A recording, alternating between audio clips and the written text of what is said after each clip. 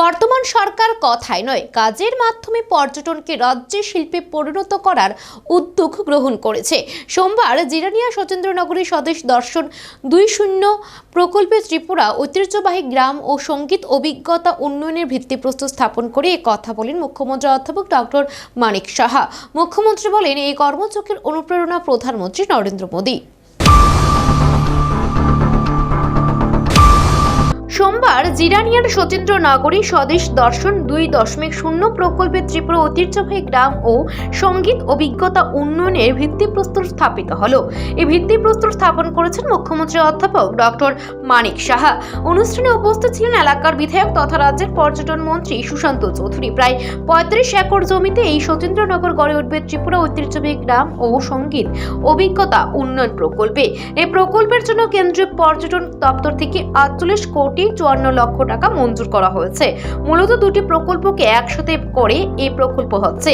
এই দিন এই প্রকল্পের শিলান্যাস অনুষ্ঠানে মুখ্যমন্ত্রী অধ্যাপক ডক্টর মানিক সাহা বলেন, রাজ্যের সার্বিক উন্নয়নের লক্ষ্যে একটা স্বাস্থ্যকর প্রতিযোগিতার জন্য কৃষির সাথে পর্যটনকে যোগ করা হয়েছে। পর্যটন ক্ষেত্রগুলিকে দেখভালের জন্য পর্যটন পুলিশ সৃষ্টির কথা রাজ্য সরকারের মাথায় রয়েছে। মুখ্যমন্ত্রী বলেন, আগামী দিনে উদয়পুর মহকুমার বনদুয়ার রাজ্যবাসীর কাছে স্বর্গদুয়ার হবে। তেমনই ভাবে অন্যান্য পর্যটন ক্ষেত্রগুলি নতুন করে সেজে উঠবে। তিনি বলেন, পর্যটনকে শিল্প বানানোর কথা হয়েছিল বামফ্রন্ট, কিন্তু মুখে তা সীমাবদ্ধ ছিল, কাজে নয়।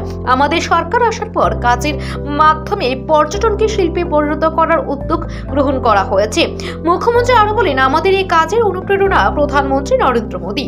নিয়ে বাড়িতে কিন্তু রাখবে। কোথায় আপনি গিয়েছিলেন? ত্রিপুরাতে। আর দারুণ।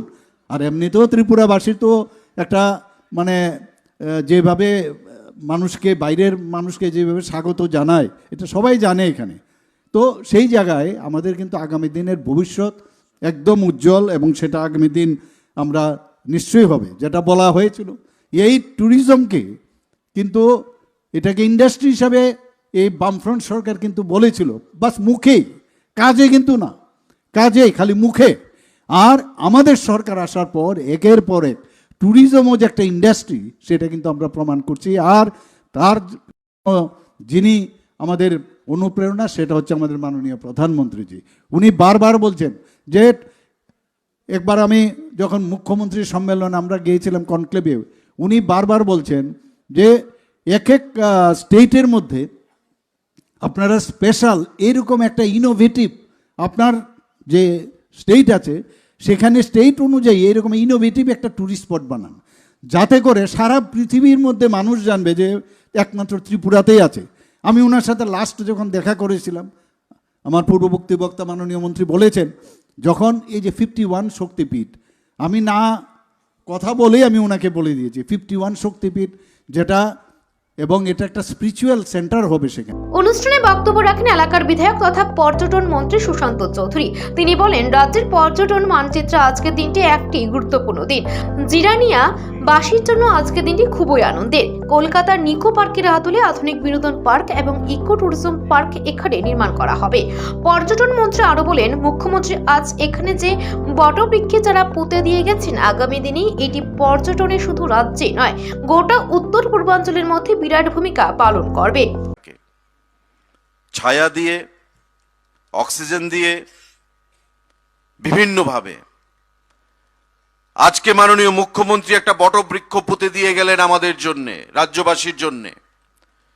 এবং 1.5 বছর পর এই বটবৃক্ষ শুধু জিরানিয়াবাসী নয়, সারা রাজ্যের মানুষ নয়, আমাদের উত্তর পূর্বাঞ্চলের সব থেকে বড় ট্যুরিস্ট ডেস্টিনেশন হতে চলছে।